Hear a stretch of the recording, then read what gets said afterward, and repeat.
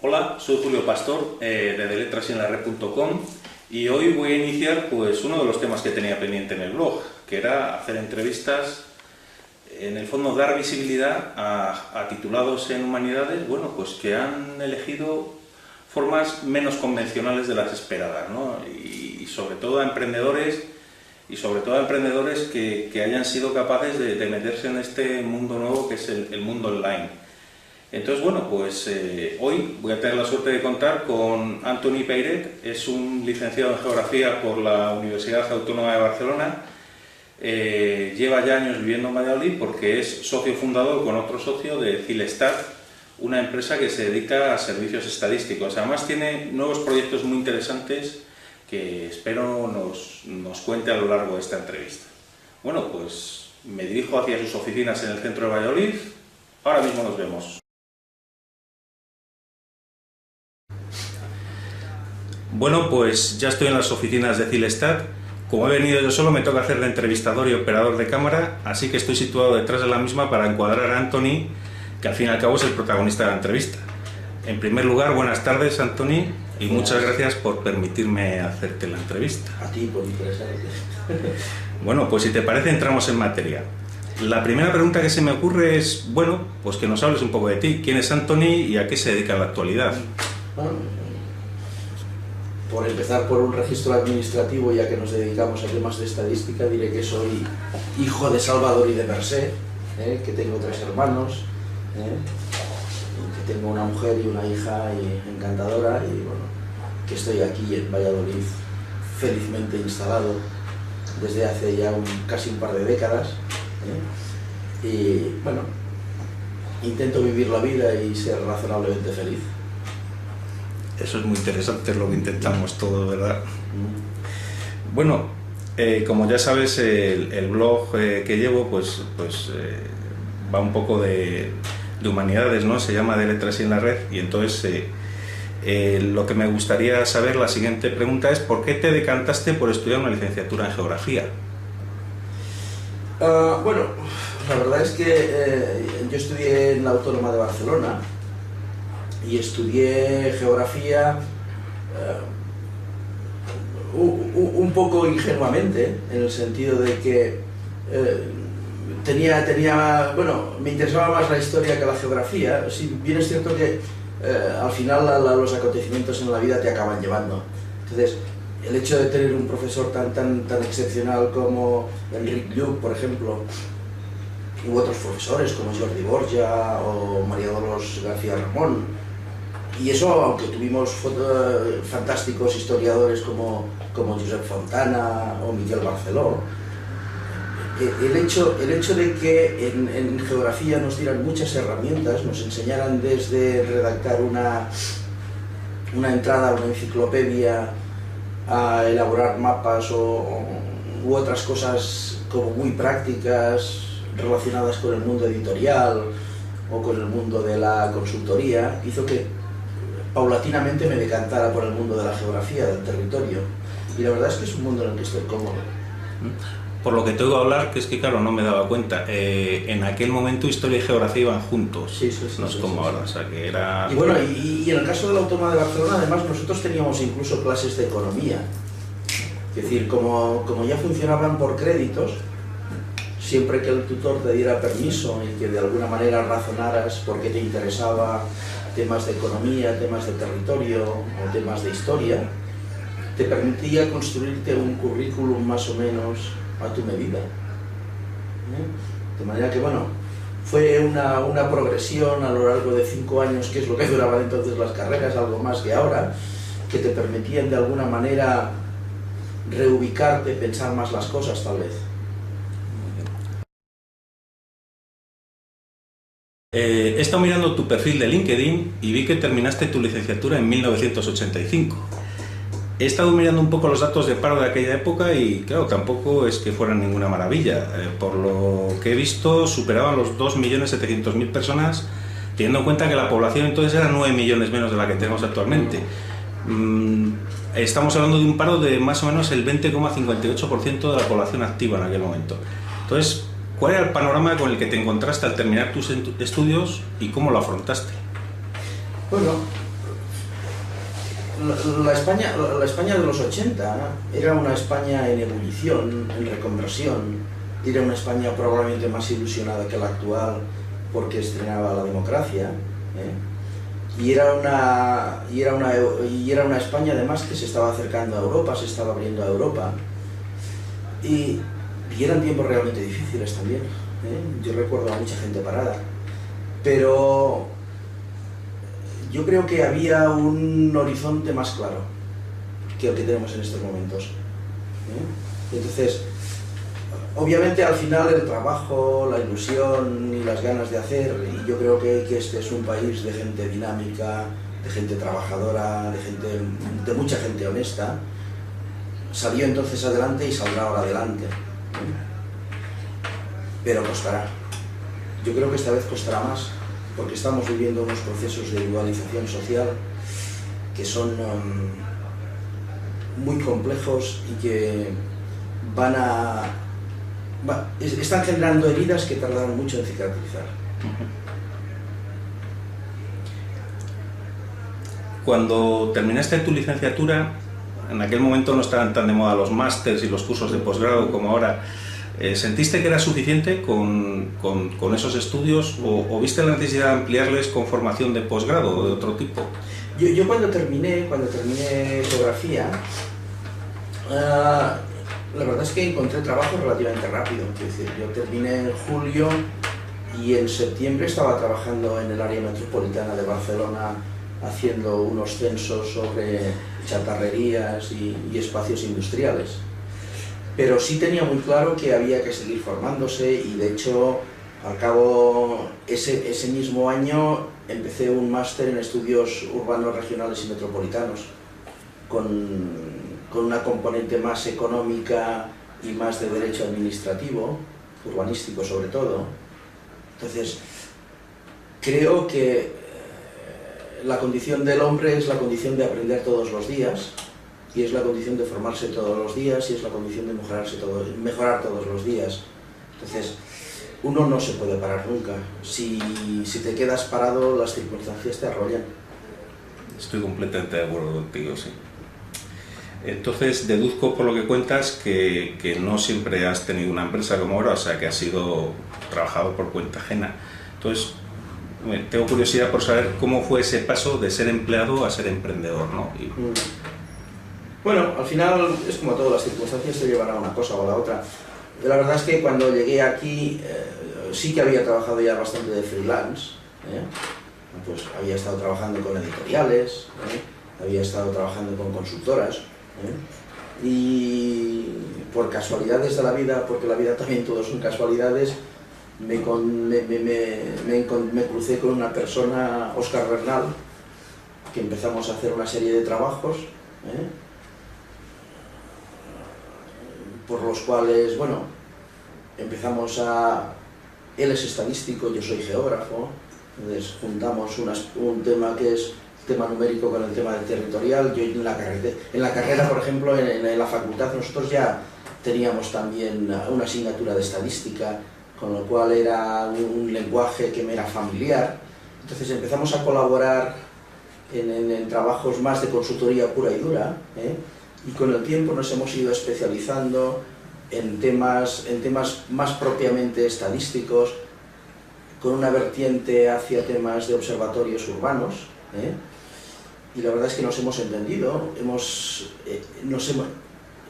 muy naturalmente nos hemos puesto de acuerdo en cuál debía, o de forma muy natural se ha generado un modelo de trabajo, de negocio, de empresa, y bueno, llevamos así 10 años y la verdad es que bueno, ha sido una experiencia muy, muy enriquecedora. Bueno, pues casi me has contestado a la pregunta que te iba a hacer, porque cuando me has hablado de tu socio, Óscar Bernal, que es estadístico, porque una de las preguntas que tenía en mente era, bueno, y que me imagino que llama la atención de mucha gente, como una persona que sale de una facultad de Filosofía y Letras pues acaba codirigiendo una empresa de estadística, que es una disciplina que proviene de las matemáticas y que habitualmente, como es en el caso de la Universidad de Valladolid, pues se estudia en la Facultad de Ciencias. Muchos se pueden preguntar, ¿y cómo encaja aquí un geógrafo, no? Bueno, pues encaja en lo que es la complejidad de la vida, la complejidad de los negocios y la complejidad del día a día. Todos los temas tienen una vertiente multidisciplinar, de manera que si tú eres capaz de abordar un problema desde diferentes puntos de vista, tienes más posibilidades de resolver ese problema, tienes más posibilidades de alguna manera desarrollar pues, un negocio, una empresa y dar soluciones. Entonces, lo importante es que esa visión poliédrica de los hechos se haga con un sentido, con una organización, de manera que la solución que se aporte sea una solución coherente, fluida y que dé resultados. Entonces, al final, pues colaborar con un estadístico que analiza números visto desde la geografía, que analizamos el territorio, que es un espacio, al final el espacio no deja de ser un plano en el que ocurren muchas cosas que se pueden convertir en ceros y unos, y que se pueden analizar de forma más o menos estandarizada, estadísticamente, y sacar conclusiones de todo ello. Muy bien. Todos somos conscientes de la difícil etapa por la que estamos pasando en España en estos momentos. Tenemos una tasa de paro disparatada, falta de crédito, decenas de miles de pymes y de autónomos echando el cierre, y sin embargo vosotros no solo os mantenéis, sino que estáis iniciando un nuevo proyecto, que es portalestadístico.com. ¿Podrías contarnos cómo ves el panorama y cuáles son vuestras expectativas para los próximos años? Bueno, a ver,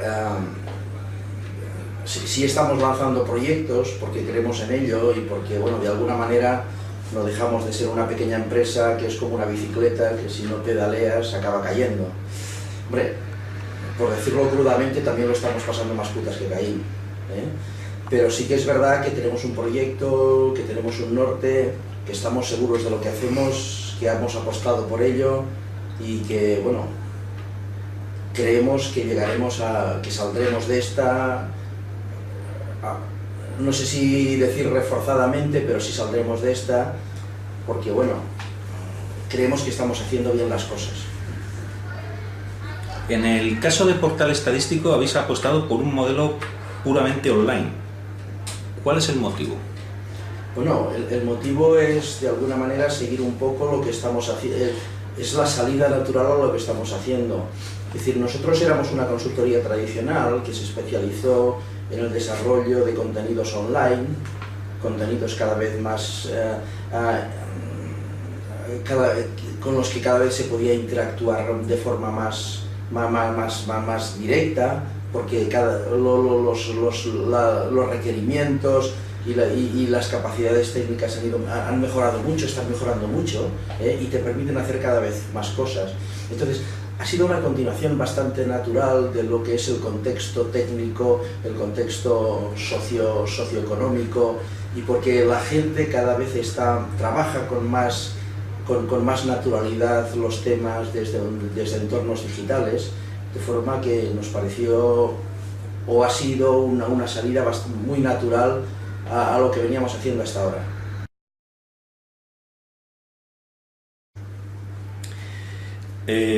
Me consta que existe una cierta presión social por parte de los orientadores de centro y de los propios padres para que los que son considerados buenos estudiantes al terminar la ESO se decanten por la rama de Ciencias y Tecnología en el bachillerato, quedando las letras para los más torpes o tal vez para los más ilusos y soñadores, probablemente por la extendida idea de que letras es igual a paro. ¿Aconsejarías a los jóvenes que se están planteando entrar en la universidad y que por uno u otro motivo se sienten más a gusto estudiando letras que se decanten por este tipo de estudios? ¿O realmente consideras que son una pérdida de tiempo y sería mejor que optasen por las carreras a las que se suponen mejores salidas profesionales y que suelen ser del área científico-técnica y sanitaria? Yo creo que lo primero de todo es que aquello que hagas, hazlo bien. Hazlo con corazón e implícate con ello. A partir de ahí la vida es muy compleja, las necesidades de la sociedad son muy complejas y necesitamos gente de todos los campos. Necesitamos buenos escritores, necesitamos buenos ingenieros, necesitamos buenos químicos. Lo que hagas, hazlo bien. Pero yo creo que hay que dejar también a la gente que sea capaz de orientarse e incluso de equivocarse si hace falta. Pero sobre todo, a la gente no hay que decirle lo que hay que hacer, lo único que hay que pedirle es que lo haga bien, lo haga con intensidad y lo haga con corazón. Pues sí. ¿Crees que es importante que los titulados en Letras y Humanidades entren de manera proactiva en el mundo online, desarrollando su propia estrategia, su marca personal, presencia en redes sociales o incluso tener su propio blog, pero con un objetivo claro? Está claro que ahora todos los chicos jóvenes están en redes sociales y tal. Yo lo oriento más bien hacia si eso puede contribuir, que es lo que piensas tú, a mejorar su visibilidad y en definitiva su empleabilidad. Yo creo que uno de los problemas, bueno, uno de los adjetivos que tiene todo este mundo digital es que es muy superficial. Entonces, uno de los aspectos en los que creo que las carreras de letras pueden aportar mucho a esta sociedad es aportar contenidos, aportar valores, ser capaces de redactar. Nos encontramos, y yo que he trabajado de forma pluridisciplinar con muchos tipos de profesiones, una de las cosas que se nos valora a la gente de letra, o por lo menos a la gente de geografía, es que sabemos escribir. Entonces, encontrar un texto bien escrito y bien argumentado puede ser de perogrullo, pero no es tan simple ni tan directo, y ni muchas veces no se encuentra. Entonces, uno está acostumbrado, ve muchas veces desde redacciones de textos legales salidos del Parlamento que no hay quien los coja por ningún sitio, hasta informes redactados por insignes arquitectos o ingenieros que tampoco son legibles desde ningún punto de vista. Entonces, aportar el rigor de una cosa bien escrita y bien desarrollada es una cosa que la gente de letras sabe hacer bien. Entonces, ese es un valor que se está despreciando, pero que tarde o temprano volverá a adquirir protagonismo. Ahora, por ejemplo, todo el mundo es capaz de escribir un bestseller y publicarlo, pero encontrarte gente que en el mundo normal, en una consultoría normal, sea capaz de escribir con criterio, haciendo inteligibles las cosas que se le dice, ese es un valor que hay que asignar a la gente de letras, y eso hay que reivindicarlo. Sí, estoy completamente de acuerdo con lo que dices, Anthony. Bueno, Anthony, pues ya para terminar, ¿qué consejo darías a alguien que está a punto de terminar su carrera de letras y que en breve se va a dar de cara con la cruda realidad de nuestro mercado laboral? ¿Animarías a estos nuevos titulados a lanzarse a emprender o qué consejos les darías? Emprender en el fondo es tener ideas y generar ideas. Entonces, yo creo que en la vida hay que ser siempre propositivo y hay que intentar buscar salidas a cualquier situación. Y en el fondo ser emprendedor es simplemente eso. Es ser eso hecho con una cierta inteligencia en el sentido de buscar colaboradores y generar norte. Pero yo creo que se puede ser emprendedor y se debe ser emprendedor. Y luego, yo creo que para la gente de letras, en un mundo digital como en el que vivimos, que es un mundo muy superficial, la capacidad de generar contenidos es un factor fundamental. Uno de los problemas que tiene la red en estos momentos, el mundo audiovisual, es los pocos contenidos que se generan realmente interesantes. Entonces, partir de letras, partir de una carrera de filosofía, partir de literatura, partir de historia y generar contenidos atractivos, hechos desde una perspectiva ya digital, es un tema que va a ser fundamental en los próximos años. Que la gente de letras seamos capaces de generar contenidos es una línea de trabajo que nos va a dar muchas posibilidades en los próximos años, si somos capaces de comprenderlo, de adaptarnos al mundo digital, de trabajar con herramientas digitales de hacer que esos contenidos lleguen a la gente.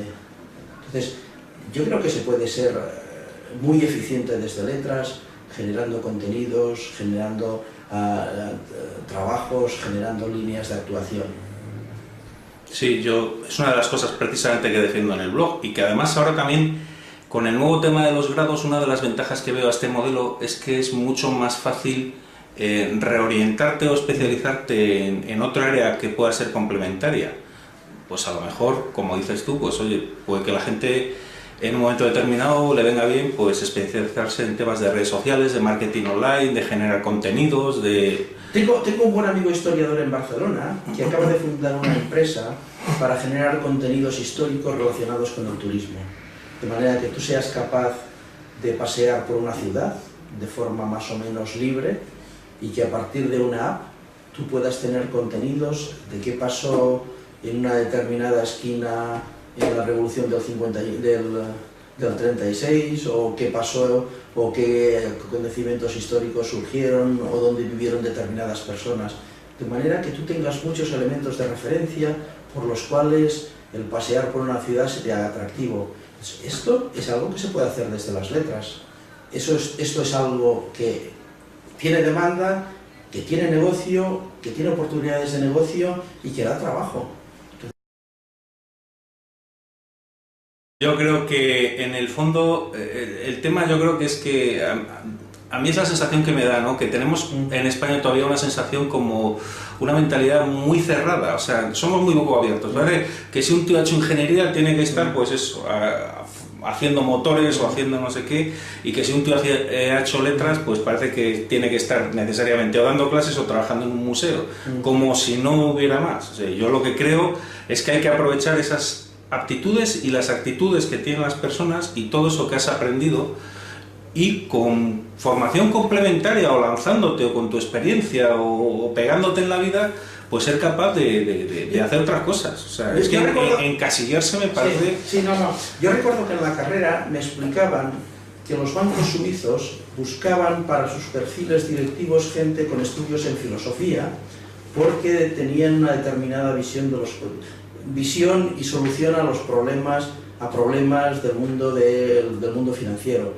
Entonces, es evidente que alguien que es capaz de hacer una carrera tiene la cabeza amoblada o estructurada de una determinada forma que puede ser muy válida para muchas cosas. Y entonces, en un mundo en el que por tecnología vamos a tener que estarnos reciclando cada 5, 10 o 15 años, lo importante es tener una perspectiva, una capacidad de análisis y a partir de ahí dar soluciones. Aprender nuevas herramientas, aprender nuevas soluciones tecnológicas que se van generando, siempre hay tiempo para hacerlo.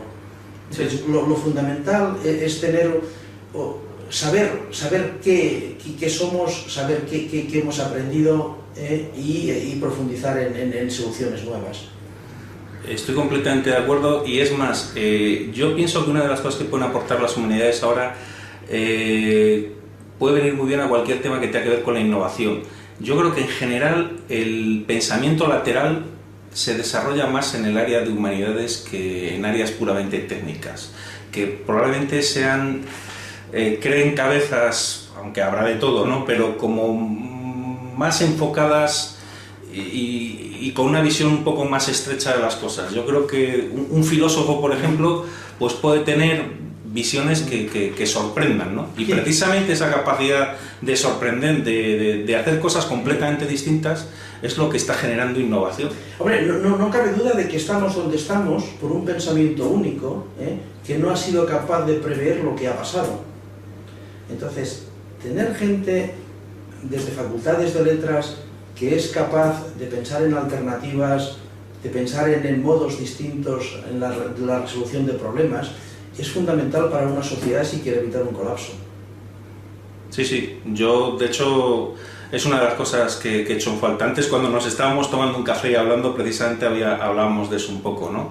Que parece que el nivel intelectual de los que dirigían el mundo, o Europa concretamente, pues por ejemplo al acabar la Segunda Guerra Mundial, como Churchill, Adenauer y tal, pues parece que tenían una visión mucho mayor que la que tienen los gobernantes actuales, que parece que solo se basan a lo mejor en criterios meramente contables, para decir, igual una visión menos global, menos política, menos... y eso yo creo que es un factor en el que la gente de humanidades tiene una ventaja. Sí, el saber analizar un mundo complejo, cada vez más complejo como es el actual, es un tipo de ejercicio que se puede hacer muy bien, mucho mejor desde una carrera como letras, que se caracteriza por la complejidad. Sí que es verdad que esta complejidad es lo que no permite hacer procedimientos industriales como sucede más en el mundo, en carreras técnicas, que está todo más preparado para hacer trabajos, ofrecer soluciones lineales. Frente a ello, las carreras de letras, son capaces de analizar de forma más poliédrica lo que está sucediendo.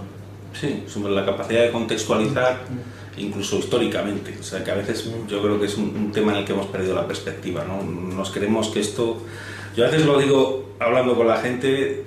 Es que ahora se ve muy mal, y es verdad que estamos pasando por una situación muy mala, ¿no? Digo, vosotros imaginaros lo que era nacer en Roma, sobre todo si pertenecías a una buena familia, disfrutar de una ciudad que creo que lleva a tener 500.000 de habitantes, con sus sistemas de alcantarillado, su derecho, todo, y que de repente ese señor se muere y se levante 7 siglos después, en plena Edad Media en Europa, y digo, ¿dónde estamos, no? O sea, que estas cosas pasan, no hay que perder la perspectiva.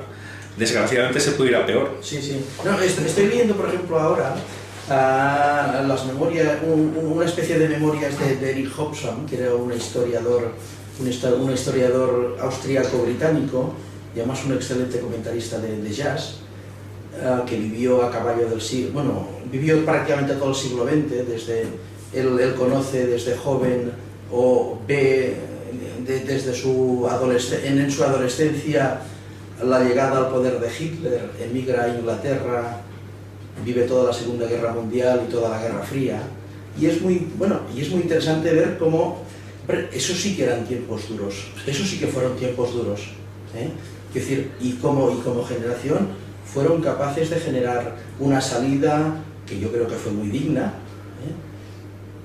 y eso a mí me da coraje para pensar que deberíamos ser capaces de solucionar todo esto que tenemos encima de la mesa. Pues esperemos que sí. Entonces ha sido muy interesante esta especie de... esto no está preparado, ha salido así, nos hemos puesto a hablar y yo creo que ha sido muy interesante. La verdad que es un placer hablar con una persona como tú, Antoni, que eres capaz de eso, de sacar adelante una startup tecnológica y de hablarnos aquí de la época, yo qué sé, de la Segunda Guerra Mundial, ¿no?